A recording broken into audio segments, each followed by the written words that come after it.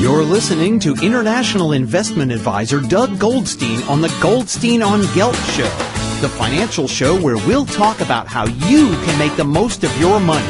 With all the confusing financial chatter bombarding you each and every day, Goldstein On Gelt will give you the practical information you want and need about living a financially stable life. Here's your host, money maven Doug Goldstein. Okay, we are back. We are talking today with Susan Polgar, who is the winner of 4 Women's World Championships. She's the only world champion in history to win the Triple Crown. That's the Blitz, Rapid, and Classical World Championships. She is a 5-time Olympic champion with 10 overall medals, and she currently holds a record of 56 consecutive Olympiad game scoring streak without a loss, and of course was all on board number 1. She has broke many championships, and I think the most exciting one is that she broke the record for the most simultaneous games played when she played 326 players at the same time, winning about 97% of all the games in over 16 hours of game playing.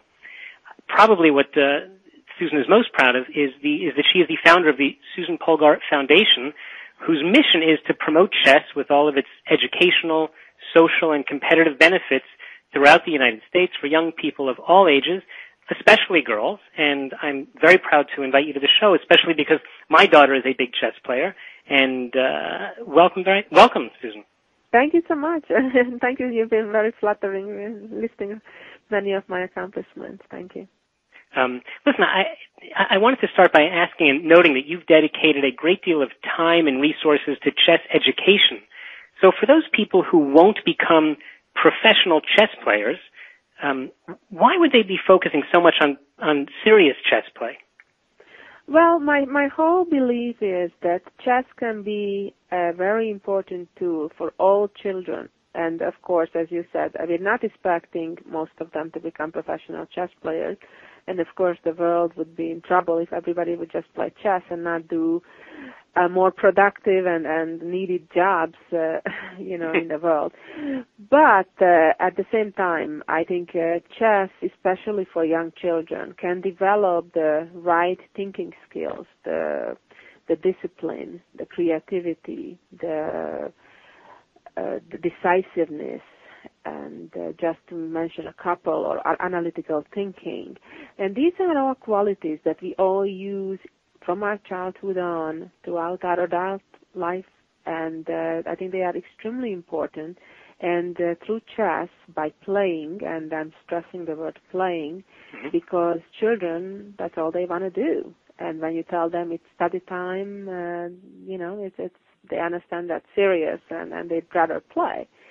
So when it comes to children, I think chess can be a perfect tool to introduce those correct qualities in developing the work ethic, or the thinking, or the discipline, or taking into consideration our surroundings, or in a chess game, obviously our opponents' plans or moves, and adjusting our plans accordingly. So there are a whole bunch of qualities that chess develops in a very natural way. And when we play chess, we get into it, we don't really think about it in that way because we get immersed in the game itself.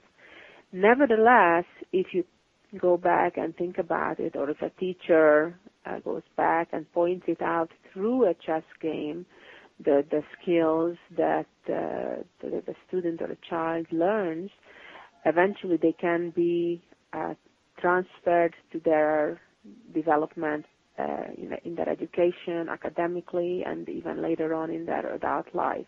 There are countless professionals, whether businessmen or even lawyers or doctors, that told me that, oh yes, we used to play chess as children and through high school, and we can testify that, yes, indeed, chess, the thought process that got developed through chess and the habits, thinking habits that got developed through chess have been helpful throughout our professional careers, and they still are. I think I've found that also sometimes in having business meetings with people. We when we end up just talking on aside from the business, it turns out that we're all chess players on the side, or we've been trained or practiced in school as well. In fact, this radio show is more of a financial show, so could you perhaps explain how the skills in chess could maybe even make people better investors? Well, I certainly don't want to pretend like I'm an expert in that particular question. I know that in general there are a lot of chess players who have given up being professionals in chess and took a day job on Wall Street and in the stock market and in those type of fields and have done very, very well. In fact, I've known of companies who have specifically advertised positions, I think especially in like analytical part of the investment.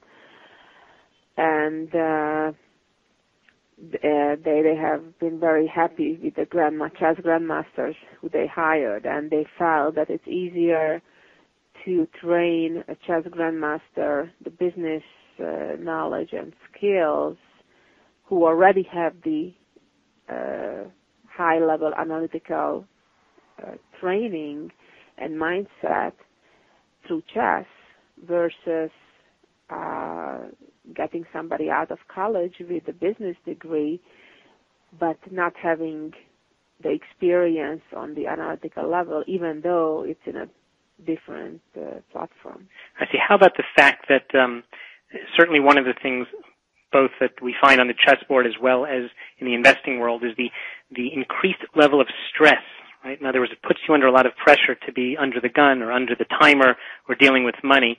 When you spend a lot of time teaching chess, how do you teach people to deal with that? Because perhaps some of the techniques could be applied across the board. Well, that's certainly a good point, because certainly a chess game on a professional level could be a high stake, better because of the prize money actually involved or the prestige of winning a championship.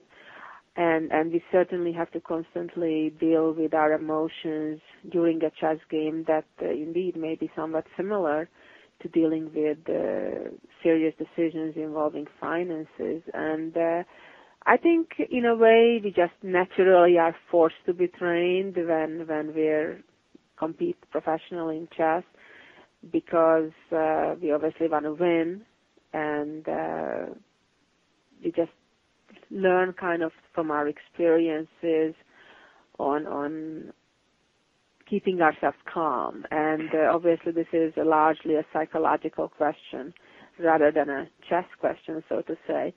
But I think you simply gain the experience that what works for you, because I think we're all somewhat different, and what may work for me may not work for you or the third person. And I think we, through chess, and especially in our younger years, developing years, we kind of have that training for free and without really serious consequences. So we get a chance to experiment whether, I know some chess players like to go for a long walk before a game, or another chess player may want to take a nap, or a third one may want to listen to loud music, or there may be obviously a whole list of other choices of how to relax themselves and put themselves in a mode where they can perform their optimum. And I think even also in the business world, everybody tries to develop their own habits from their own experience. But here, through chess, I think you get to know yourself, and after a game you do analysis, not only of your moves specifically, but also what went through your mind and how you can focus better. And I think in chess another very important thing is the focus itself, and the 100% concentration at the challenge on hand. And that's what we're practicing kind of almost unnoticeably, move by move. Every single move is a decision to make, just like it would be in life. And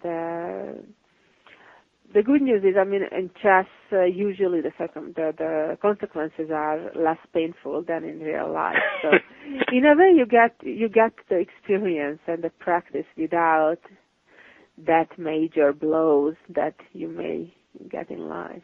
I see. We are talking now to Susan Polgar, who is the Women's World Chess Champion, and looking at some connections between chess and investing. And in the world of financial planning, where I spend most of my time, I've noticed that women frequently have different needs and outlooks from men. And I think that in the chess world, there's a big separation also, although you have certainly been pivotal in bringing men and women together. Can you explain why there might be that difference, perhaps as it relates to chess and as it relates to investing as well? Well, it's an interesting question. And by the way, as far as I know, there is a book by the Danish grandmaster Lars Bohansen about the connection specifically on chess and business. And he's a professor of business and the chess grandmaster, so he has both expertise at the same time. But as of men and women in chess particularly, I and then my sisters later have been pioneers of paving the road for the next generation of women to compete successfully with men. I have the honor of being the first woman to become a grandmaster in a male-dominated activity such as chess, and I'm proud that today there are about 24 women who have followed my way, and so that is a big improvement. But nevertheless, I have to admit that most women, and that's not to say that there aren't exceptions, but most women look at chess differently and look at life differently, we have to admit, from some perspective. And some of it is obviously a natural, because it will be probably always that women will give birth to children and nurse the children and be home with them the first year or two or 6 months or whatever it may be. And so this is kind of a natural way of life, and probably never will change. And therefore, women's priorities, even women who are career-oriented, nevertheless have that element in the back of their minds. And by the time women get into more prominent positions, usually they already would have children, and so they always have that in the back of their mind. And for most mothers, I would say the family comes first, no matter how important the business is. And I mean, we could always probably find exceptions, here and there, but I'm talking about the 95% of the women. Right. And, I think there's nothing wrong with that. That's how life was and probably will be. And more specifically, and that's something I found kind of fascinating and definitely worthwhile a research project, that you would think that the women are more conservative and more reserved in their decisions, but that's not what we find in chess players, and that's kind of surprising to me, because I would think that it somewhat goes against the nature of women, but I may be wrong, that women tend to play a lot more aggressively in their style in chess and take a lot more risk and chance. Really? And that's probably one of the reasons why most women don't reach as high levels in chess as the very top men players. But sorry, it's because they take more risks that they don't reach the levels, or they don't take?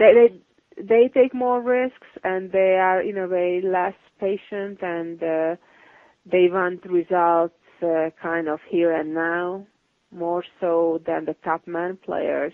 Really? Who respond more to the needs of the circumstances and alternate their style. If it's a situation that risk is needed to be taken, they do it. Or if it's just a slow keeping the pressure slowly but surely for 100 moves, if that's what it takes, then they choose that. They respond more to the needs of the circumstances rather than to that what they like to do. And it's a very interesting phenomenon that if not knowing the world of chess so well and experiencing for over 3 decades, I'd be surprised.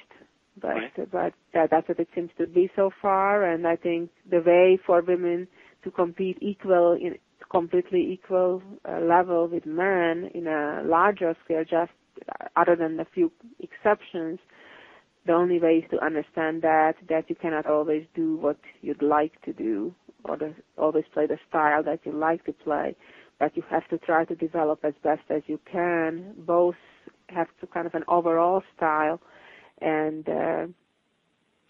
respond to the needs of the challenge, not of what you like to do. Very interesting. It's interesting to see the differences. Let me ask you just before we run out of time here, I'm sure that a lot of people would be interested in learning more, especially perhaps not only about what you do, but about the foundation. Could you tell people where they could find a little more information about the Susan Polgar Foundation?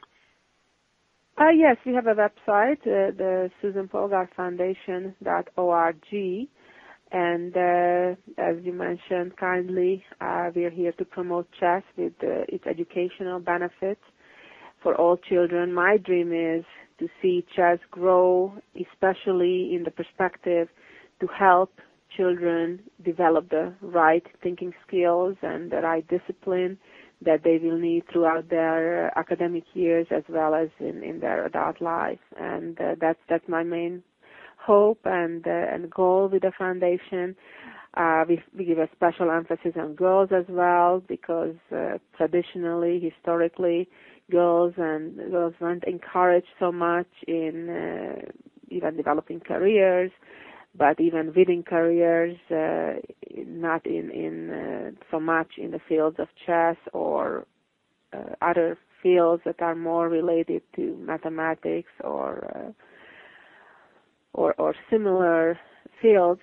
And we're really hoping that one day chess will be part of the curriculum in every school, so every child will get that important training of the formation of thinking. And I think it's especially important kindergarten through second grade because that's when we develop our habits. Mm-hmm. And that's what I'd like to see, and we need, of course, a lot more support for it. We're around since 2002. We accomplished a lot, but we have a long way to go. At the same time, I would also love to see growth of chess on a professional end, chess being a more respected and rewarded activities such as golf or tennis would be or some other activities. And I think for potential sponsors coming in, it would be a win-win situation because at the moment the very top chess events could be sponsored for a fraction of the cost as of the other major sports and yet get tremendous publicity. There are about 45 million people who play chess in the United States and over 700 million around the world. Wow. That is fantastic. Susan Polgar, I would like to thank you very much, and I would like to invite everyone to look at the website of the Susan, which is SusanPolgarFoundation.org, and to learn a little more and maybe to get some great ideas, not only about playing chess, but how it might help you to improve your investing future. Thanks again. Thank you so much. You've been listening to the Goldstein on Gelt Show with money maven Doug Goldstein.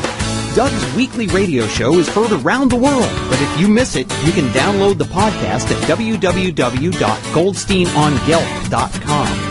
The Goldstein on Gelt Show gives you up-to-date financial ideas so you can get on the path to financial freedom. If you'd like your questions answered on the air or off, send Doug an email to doug@profile-financial.com. It's your money for your future, so join Doug every week to build your wealth on the Goldstein on Gelt Show.